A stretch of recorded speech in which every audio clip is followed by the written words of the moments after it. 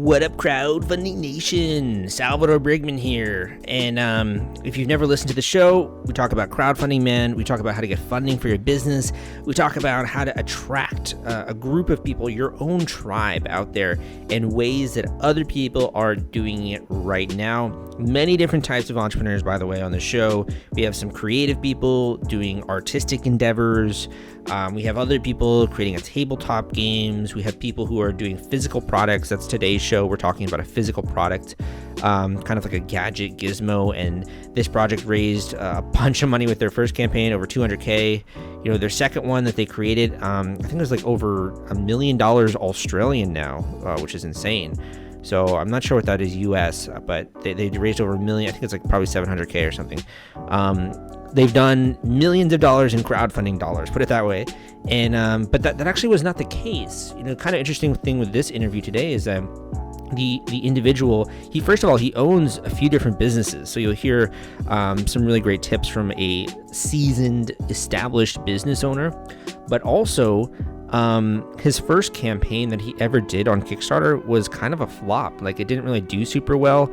He came back to the drawing board, learned a bunch of stuff, and then launched his second project, which ended up raising 200,000, a little bit over that, Australian dollars for his first product. And then his second one, he learned even more from that first project, came back to the platform, and now his current campaign, when we were recording the interview, now has over 6,800 backers and more than 700,000 US dollars raised, which is an incredible success by any measure. And that's so many people around the world that are going to get his new product, going to be able to give feedback, and it's just so much incredible validation. That's I think the key here is that by doing a crowdfunding campaign, he's done a lot of other types of businesses and products.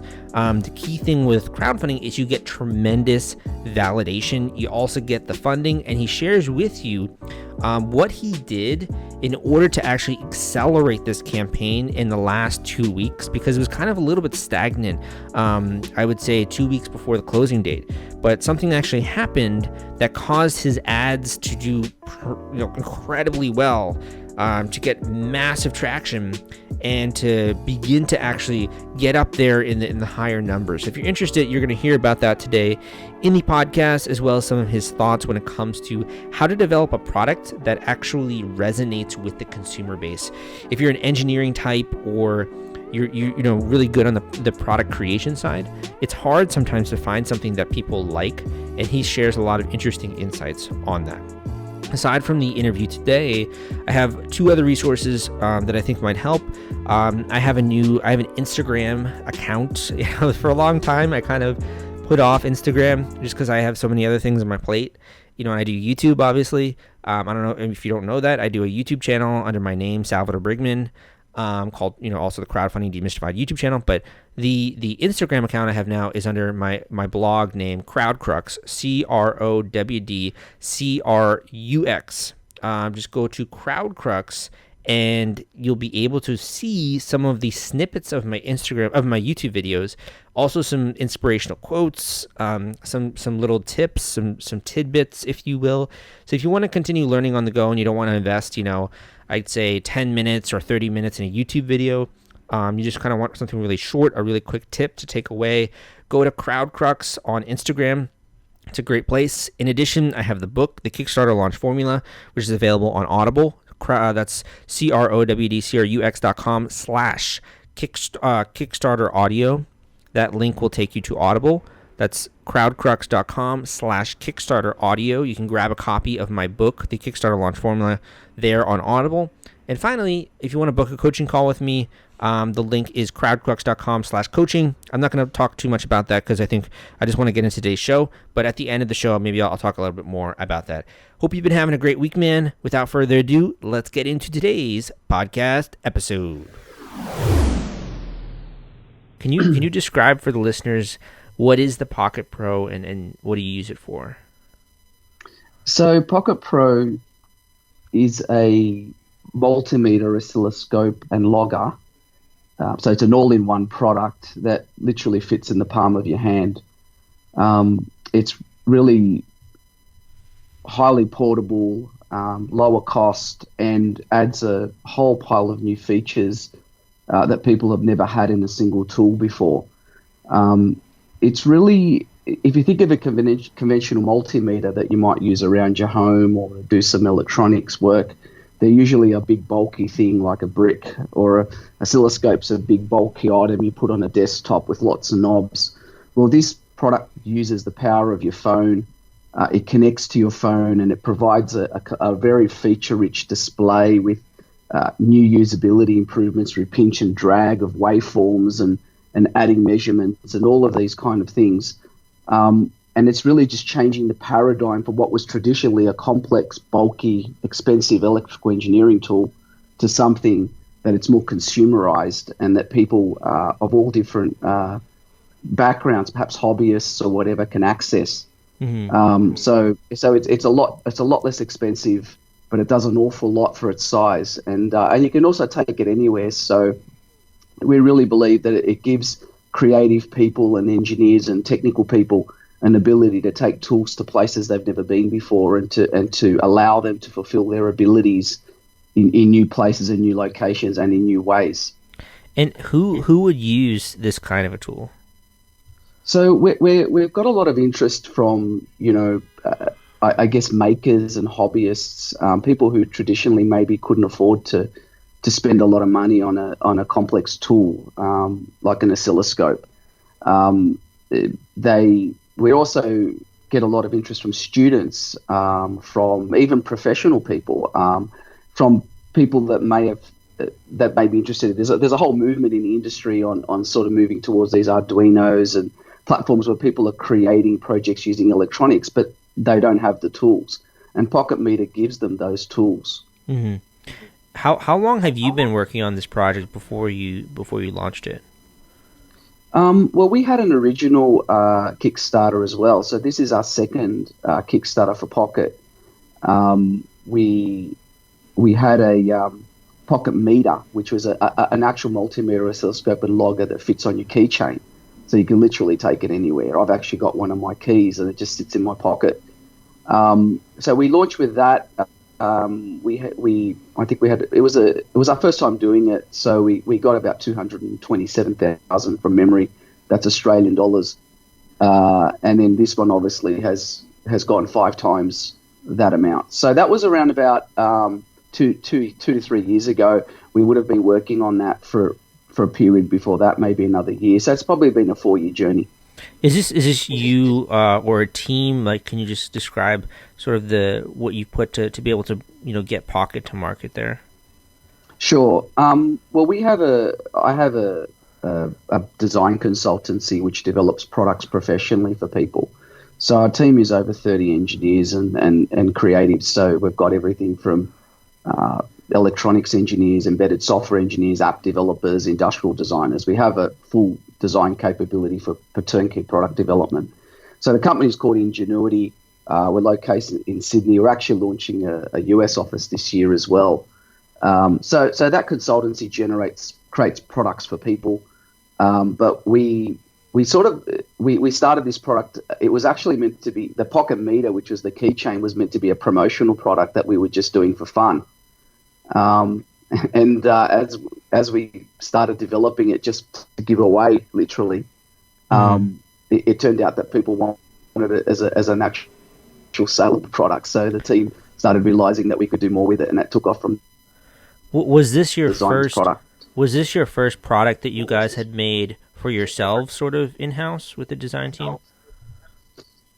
Look, most of our business is providing design services for companies, so 95% of our effort. But we have had other products that we've developed. So I've got a mining technology company as well, which is another startup. I'm engaged in a biomedical company. We've got other startups and products that we're developing, but this is certainly I've actually done one on Kickstarter. This is our third Kickstarter, and there is one more that we failed, our first Kickstarter. So we have been trying at this a little bit.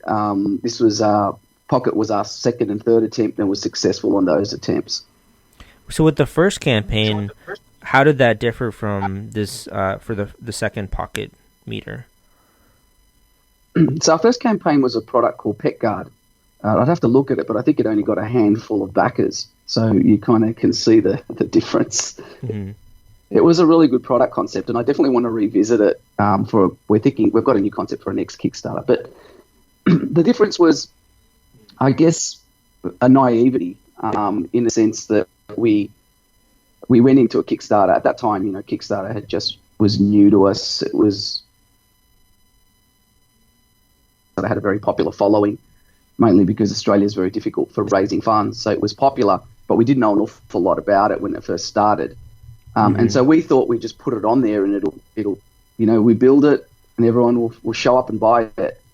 And we launched it. We did a really nice video. It's quite slick, but yeah, a handful of backers, which a lot of projects go that way. And I think the difference is not having prepared beforehand and build a community, just thinking that if you put something on Kickstarter that it will sell. I think that's a guaranteed recipe for failure. I can say I've done that before. And I think that's the difference. This time was, well, in the second Kickstarter and certainly in this Kickstarter and hopefully in our fourth Kickstarter, there was a lot more preparation up front to build a community. Yeah, I think that's super inspirational, man, because there's so many people out there just like you who maybe run a campaign and it doesn't go as well as they thought, but then they gear up and they launch with a new one with a different approach, a better strategy, and they're able to do much better. So I think that's super inspirational. I mean, also this campaign is literally like almost 5x, right? What your other one was, or thereabouts. It's that's significantly right. bigger. Yeah, that's right. So today we've actually crossed $1 million. Obviously, we've got one more day in the campaign at the time of this interview, but we've crossed $1 million Australian dollars. And actually, I think in the next few hours we'll become the most funded DIY electronics project in Kickstarter history. That's incredible. What do you think it is that people are connecting at such a high level with this one compared to your second? We'll just for simplicity's sake, we'll say this is your third. Compared to the second project, I mean, you had your ducks in a row with the second one. Why do you think this one just like really took off? Well, there's a couple of differences. So the first one was, I think, when we launched Pocket Meter. I mean, it's a great product, and we still really love Pocket Meter. It's different. I mean, having an oscilloscope and logger and multimeter on your keychain is something quite unique. So it's not that the product. I mean, we think Pocket Pro is a more advanced product, clearly, and so there may be some interest in the product, but we think fundamentally it was building that community. When we launched with Pocket Meter, we did some Facebook advertising before the campaign, and we also had a website, and we were collecting subscriptions. We've certainly done it as well on Pocket Pro as well, but the difference was we had twice as many subscribers, or we also had the previous track record as well. So if you think of Pocket Meter, we had something like 2,500 only subscribers before we launched, and that created a certain buzz, and people came in on the opening. When we went to Pocket Pro, we had 6,000 people that we built community with, plus we added another 2,000 to 3,000, so it would have been close to 8,500. So 4 times the initial subscribers. I think that was obviously the numbers were there on launch, but another thing we did, which was I think really had a great effect, was that we really beat the drum leading into the campaign. We made sure there was a great discount on that first initial tier on our super early birds. I mean, it's literally almost a giveaway. But people knew that, and they knew they were limited to 500 units. And we sold those, I don't know exactly when we sold them, but I know that we reached 30,000, which was our funding goal, within 4 minutes of the campaign, and people were complaining that they were clicking on the Kickstarter link. One guy said, I was trying to buy it, and I kept clicking and clicking, and I ended up being back at 230 because, there were so many people coming in. So we really worked hard to make sure there was momentum, that we had the numbers, but also that everybody had a countdown. They knew it was going to launch, and they had to get in quick. And that just created a lot of momentum on launch. It was really truly remarkable to see on that second Kickstarter. We didn't do that so much on on Pocket Pro, I should say, which is our third Kickstarter. We didn't do that on Pocket Meter. When it comes to this project, what has surprised you thus far about the campaign? It could be anything from maybe the feedback you're getting, something you've learned about the popularity of one of your reward tiers or the marketing strategy. What's something that surprised you? Well, one of the things that we also did during the campaign, if you see how our product tracked and you have a look at the curve, you'll notice that midway through, there's almost like a ski jump acceleration on the project. So sort of around, 2/3 in, it's almost the gain of the project tripled. And to be honest, that's where we engaged, marketing company to increase our Facebook spend and advertising. Now, to be honest, I was a complete skeptic about this because we'd been running ads. Ads were very well designed. We were doing them ourselves. We were using the Facebook algorithms to promote the product during the campaign as well as before the campaign. We were spending a reasonable amount of money every day.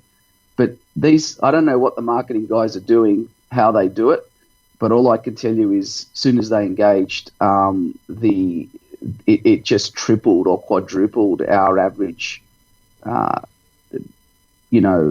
Amount you're basically income per day. It was just astounding. I nearly didn't approve it, to be honest. My team was saying to me, let's get these guys. They've been on a lot of the successful campaigns. And they started twisting my arm. And I said, look, it's not going to do anything. There's no way. We're doing the same things. Well, I know they'll be better, but their fees are too high. They're not going to make any benefit for us. But I was clearly wrong about that. But thankfully, I listened to the team. We went ahead with it. We gave it a go, and we thought, this is fantastic. Let's ramp it up. And as you can see today, it's ramping up significantly. And that company you're mentioning is Jellup, right? That is correct. That it is Jellup, and they really do provide a good return for the investment, and they have certainly what would have probably been I suspect we would have made a $600,000-$700,000 Kickstarter maybe. But they brought it over $1 million. So that's the level of the contribution. We have had to spend a bit of money to get that to happen, I have to say. But we're talking some serious dough. It's definitely it's produced a 5 to 6 fold return on investment. So I think that's been well worth it. Yeah, I think it's one of the biggest misconceptions also out there that you can have a $1 million campaign with like no marketing, and it's very rare that I've ever seen that happen. One of the things I usually suggest is that people should budget about 10 to 15% of what their fundraising goal, what they're really trying to hit. Would you say that's sort of like an accurate assessment, or should it be more? Or yeah, I'd say that's a quite accurate assessment. 10 to 15% sounds about right to me. That's what we would have spent. So. Yeah, it is a significant amount of money you have to have up front. I mean, one of the positions we're in, though, is that like we've got a professional company, 30 engineers and capabilities, but we've also got money behind us. So we're not really going to Kickstarter to get funds. It was never about that for us. So we have the funding to put into the advertising and into the R&D. In fact, in Australia, we've received a commercialisation grant, so we're government backed as well in terms of having funding to commercialise the product. So it wasn't about money. We had the money. You have to have the money to play. But the community is why we're here. And but you unfortunately do have to spend a fair bit to get to that kind of return. But that is a reality of this. One of your takeaways was to listen very carefully to your community and your backers. What exactly did you mean about that? Yeah, look, I think I work with a lot of inventors. I mean, we're developing 30 products a year, and there's a lot of people come through. They have a great idea, and and inventors are naturally intuitive, and they have a sense that something is going to be successful. They believe in their product. I see that every day, and I'm certainly an inventor as well, and I'm like that too, with my own ideas, but. There is a way to make a product even better than any inventor can envisage, and that is to really engage the community and adapt the product to the market need. With Pocket Meter, the community, when we engaged with them, the level of engagement was incredible. I mean, we find, even with Pocket Pro, we sent out a survey when we had something like 2,000 backers and we had 1,100 reply. I mean, the level of engagement is incredible. People tell you what they think about your product. They'll tell you what they like about it. They'll tell you what they don't like about it. And I believe that you don't listen to your market to your own peril.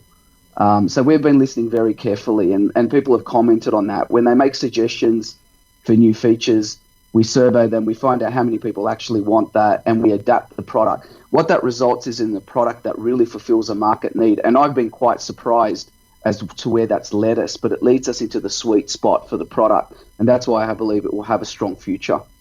Are there any times that you ignore the feedback that you're getting from customers? Because if you listen to customers all the time, you'd be taking into account some things that actually might be difficult to make or might make things more costly, etc. Absolutely. And that's one of the challenges. Some people give you feedback and don't understand that. Some people say to us, why don't we put a big screen on the product? Well, clearly, if you want to do that, just go buy a multimeter, and that's all you've got, a multimeter, not an oscilloscope. So there is that element where you have to stay true to your core. We know that our backers ultimately want a product that's portable. That's one of our biggest features. So sometimes there's trade-offs. We can put more in it, make it more expensive, and then no one wants to buy it, or put more in it, it becomes too big, and then it's no longer a pocket meter. It becomes, another brick on a table. So what we've been doing is we're listening to them, but we're also listening to the core of our product and making sure that it ties in with where our brand wants to go and where the product wants to go. Mm-hmm. So there's an element where you do have to have a bit of restraint. Also, some people, will just keep adding features infinitum, and it just becomes a Swiss Army knife, and it's really a product that doesn't have a focus. So there is an element where you do have to process that. But I have found that you can't do everything, but there's a number of things that people are really telling you strongly that they want, and I think those things you have to do. One of the difficulties I see with having more of a public campaign when you're doing a launch like this is that everything is public. Like, you're getting comments, you're getting feedback. If you end up messing up in any way, that's all public. What are your thoughts about that? Maybe when something goes wrong, how to deal with that, or in general, just the public nature of the communication? Yeah, well, look, we had something go wrong. I'll give you an example. I'd actually told our team that was preparing the campaign to make it clear that stretch goal 5, which was 250, it was actually our final stretch goal, which was 250,000. It was to provide an accessory kit, but what the stretch goal was supposed to be from the beginning, actually before the launch, it was supposed to be that we would develop an accessory kit that you can purchase, because clearly an accessory kit's an expensive item, and so we said, you can purchase this. We're going to develop it because we've hit this stretch goal, and we'll make it available to you at cost, right? So it'd be a very low cost add-on, but we're going to make it otherwise accessible to something that you wouldn't otherwise have. But what happened was the guys didn't make that clear on the copy, on the stretch goal. It just said we're gonna have an accessory kit. I kept telling them, please correct the wording, make it really clear that this is an optional accessory. And they did it, but they did it too late. And so what happened was we started getting negative comments in our field. People saying, you've changed the goal, you're ripping us off. We thought that, this was meant to be included, and it started to snowball. Like, we started getting one negative comment after the other. There were so many negative comments, and we got really concerned about what was going on.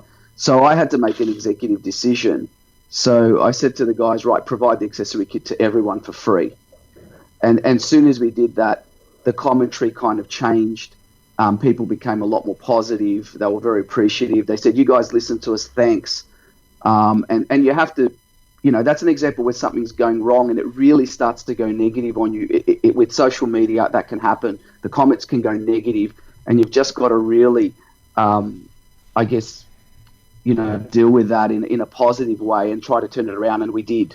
Mm-hmm. Yeah, I think it's something that the best course of action is listening to people and being 100% transparent, because you try to hide something, it's like, it's obviously going to blow up. And I think it really hurts the trust that people have with you. But even when you prove, like you did, that you listen to them, it almost like builds that trust, you know? You're absolutely right. Yeah, trust is best built in adversity, and sometimes people are thinking, what are you guys doing?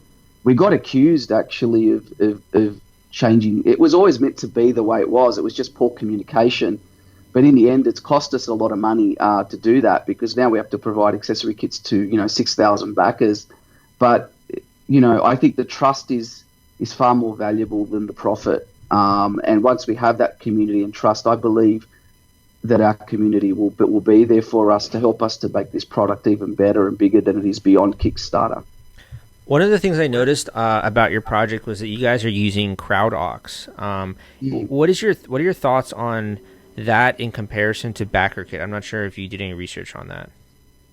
We did, and I look, I like BackerKit and I like CrowdOx. I think they're both great.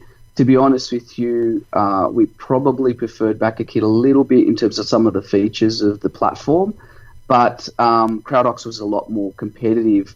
BackerKit did come and try to match, but it was a little bit late, and the fees were quite different, and so we went for something that we felt gave us a good feature set for a good price.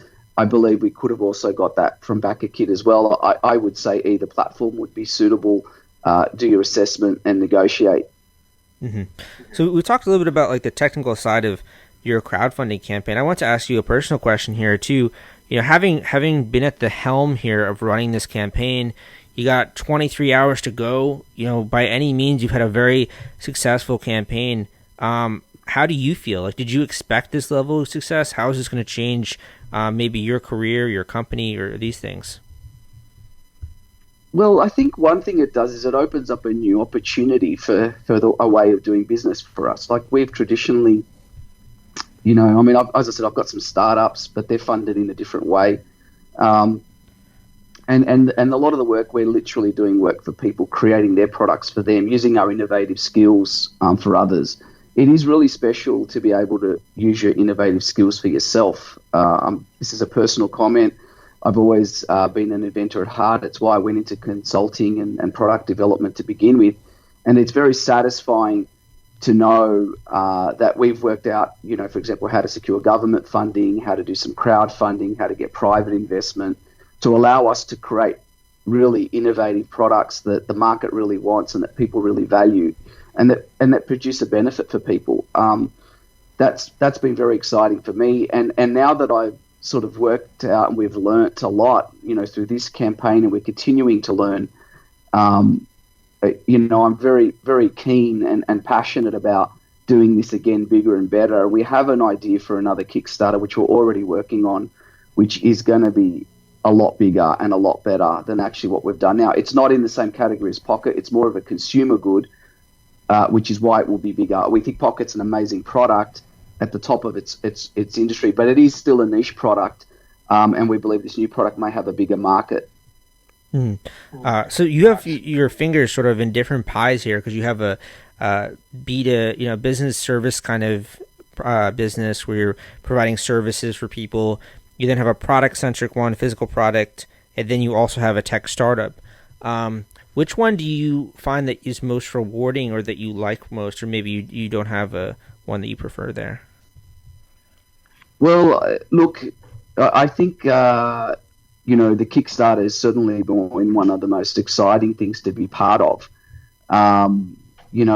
Watching something like this grow, the engagement of the community is unparalleled compared to anything else. So I'd say the Kickstarter has been very enjoyable. I mean, there's also startups themselves, and privately funded startups are very exciting too, where you're innovating new products. And consulting and designing for people is something I enjoy. I love the variety of design work that you get from that, because we're working in almost every industry. So look, they're all good, but the Kickstarter is very rewarding, and obviously, developing your own product if you can do that, and owning it and being able to do something with it is very special. I think one of the big differences is that you have obligations whenever you accept someone's money, right? So if you're taking on angel investment or VC investment, you have to have an obligation of an exit or of paying those investors back at some point, right? Whereas with Kickstarter, you have an obligation also, though. You have to ship out your products and your rewards. It's almost like you're sort of picking what kind of obligation you want. Or even, service-based business, you have an obligation to the people that are hiring you, right? Yeah, look, that's absolutely right. In all business, you have a responsibility to be ethical, to provide what you promise. In a consultancy, you say we're going to do this product. This is going to be a great product, and it's going to take a certain amount of money and time, and we're going to apply these resources. And people engage you on the promise. It's the same with a startup. You've got investors. They've invested in your product. They want to see a return. You have to put your heart and soul into getting that return for those investors so that they're rewarded.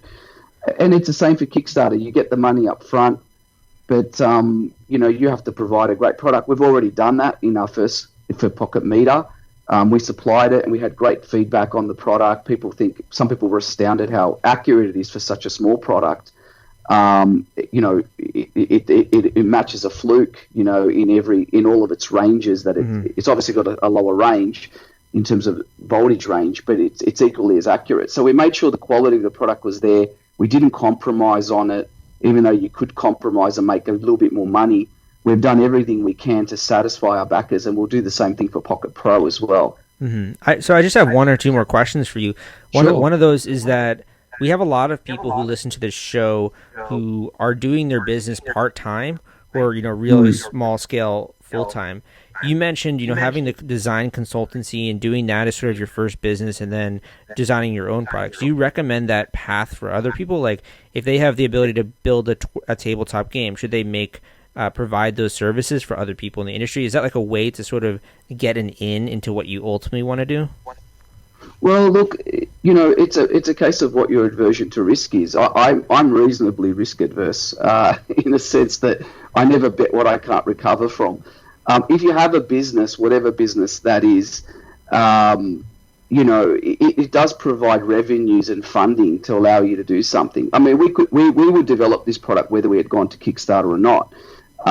But the thing is, it is really reassuring to know that people want it and to have their input into it and to, have a community. Look, having any business to fund you is one way, but, some people like to go all in other means and they have some savings or something they want to put into something. Some people go and raise money. I've done that as well. I don't think there's one recipe here. It's really a case of how much risk you like to do and what a funding availability you have, whether that's your own through a business or whether that's through somebody else who's giving up equity. Mm-hmm. My final question is for those in the audience that are sort of engineers or inventors like you, what do you think is the one skill that they have to master to really be successful with crowdfunding? Because they already have down pat the making the product side. What do you think they have to do to be successful with crowdfunding? That like a skill? That's a very interesting question, and because there are so many skills that you need to be successful in any business. You need to have a bit of marketing skill. You need to be. I think there's an element where you need to have commercial focus. I think one of the big failings in inventors in general, and because I know a lot of them and they're all brilliant people, but there's a real lack of commercial skill in terms of understanding how to commercialize a product. People think if they design and build a prototype that's pretty, they're done. It really isn't. It's not even halfway. There's a whole lot more. Even for Pocket Meter, we had to set up, distribution channels and manufacturing and logistics and service capabilities, and there's so much more to a product. Even the Kickstarter, there's a building the community, there's launching it, there's engaging in social advertising, social media and other platforms. There's a lot of skills that are required, but I think in general you could sum that up as commercial awareness, not just focusing on product development and design. I mean, that is essential, product development and design, but it's really just one element in the success, I think, of a product like this. Even beyond the Kickstarter, you can do a Kickstarter and not make a cent out of it, and you can also do a Kickstarter and fail. So we want to go on and succeed, and we think that those skills will do well for us beyond this actual Kickstarter and perhaps, into the future of Pocket Innovations. It seems like you're on the path to do another campaign. Where can people go and find out more info about this one, and also if you decide to launch a new one in the future? Well, we'll be coming to you. I mean, it is a little bit secret at this point in time. We want to be the first to do this new product. I guess if people are subscribing to Pocket Meter or Pocket Innovations, Pocket Pro, we certainly will be announcing these product launches through there. Although it isn't a specific product for the Pocket Meter community, it would certainly relate to them, but it's a much broader consumer product that relates to everyone, really. So hopefully we get that. There's still a number of, we're following a lean product methodology. There's a number of market tests that we need to do before we actually even consider launching or even developing the product to a full prototype. So there's a number of things we still yet have to do. We're certainly excited about the initial stages, but it's early days and it could still change. So anyway, if you subscribe, we'll certainly keep you posted and hear about this exciting new innovation, but it may actually transform by the time we get to launch, which we're hoping will be sometime this time next year if we're lucky. Excellent. Well, thank you so much for coming on the podcast. And also, I'd like just to reiterate, I think it's so inspiring, man, that you sort of kept at the crowdfunding and been able to improve with each campaign. And I hope the next one is also even larger than this. Judging by what you're telling me about how it appealing to a larger market, I could totally see that being the case. So I appreciate you coming on the show and sharing some advice and tips, and look forward to your next one coming out. Yeah, no problem, Salvador, and thank you so much for your service. I think it's great that you're getting out there and helping people, because I'll be honest, if I'd known half the things that you're sort of sharing with people, I think it could have helped us to be a little bit successful a bit sooner. We've had to learn the lessons the hard way, and it's great that you're sharing that knowledge to give people a bit of a hand to be able to make their dreams come true on these developments. So, so thanks for your service. It's been really great to be part of the show. Happy to hear. Appreciate it, and thanks for coming on. Thank you for listening to this episode of the Crowdfunding Demystified Podcast. Wherever you are listening in the world, I hope that you came away from this episode with some tricks, some advice, maybe some resources that you can apply to your campaign, maybe some insights into how this whole Kickstarter business works, how this crowdfunding thing works, and that it's something real that's happening every single day. People are getting successfully funded projects, and there's no reason why you can't do the same thing. If you're an engineer, there's no reason why you can't figure out the marketing or have someone like me help you with the marketing.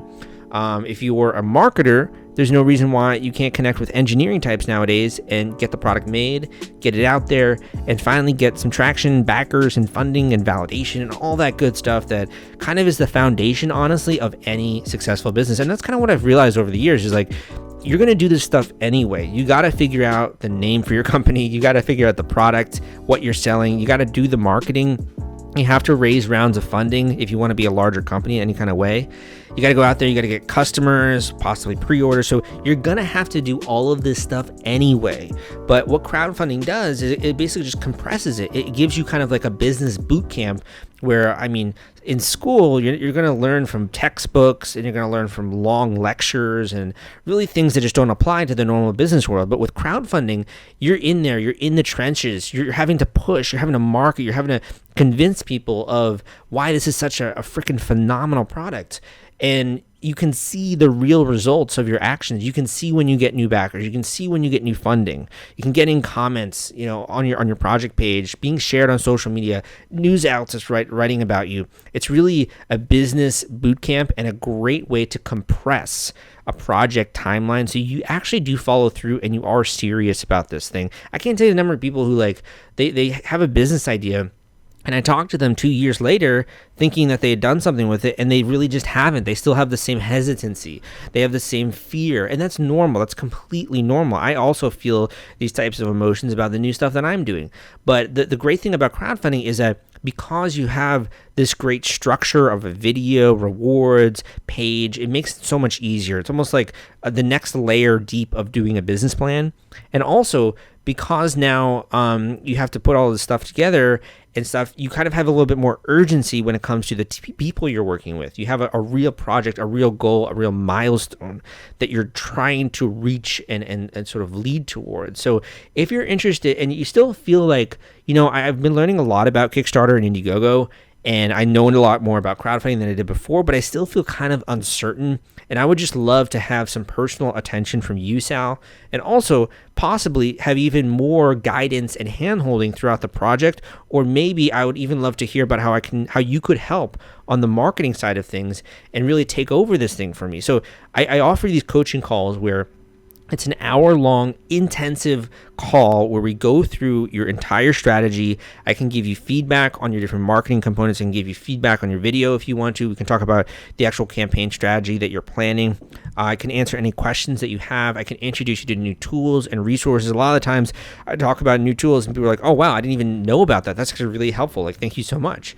I've just been around the industry for so long now that there's a lot of stuff that I know you're willing to just like kind of pick my brain, but also use the experience that I have, and I can give you a very clear sense of, is this going to take off or not, or at least is it going to resonate or not? And sometimes I am wrong, but a lot of the times it's very easy for me to see the red flags that you need to fix in order to get it into a better shape before you go live on Kickstarter, Indiegogo, or another platform out there. So if that sounds interesting to you, go to crowdcrux.com/coaching. That is crowdcrux.com/coaching. And you can book a one-on-one hour-long intensive coaching call with me. And in addition, if you're not ready to do that, go and check out the Kickstarter Launch Formula. It's a great book available on Amazon, on Audible. I also have a Udemy course by the same name, the Kickstarter Launch Formula. And finally, the Instagram I have is CrowdCrux. So I hope that at least among these resources, you find something that's right for you. And if not, just go and look in some of the other archives of this show. Got a lot of great guests over the years, tons of valuable content, chock full of resources and tips and techniques that you can apply to your project. Hope you had a great week, dude. Keep rocking and rolling. keep working towards that dream. And as always, it's been great to be able to talk with you a little bit here and sort of fill you in as you're going out there and you're trying to accomplish these dreams. And always remember, the secret sauce, aside from the stuff we talk about, is caffeine, because there are gonna be a lot of late nights and weekends and stuff. But it's all totally worth it when you knock it out of the park. And I only wish the best for you. And I'll see you next time.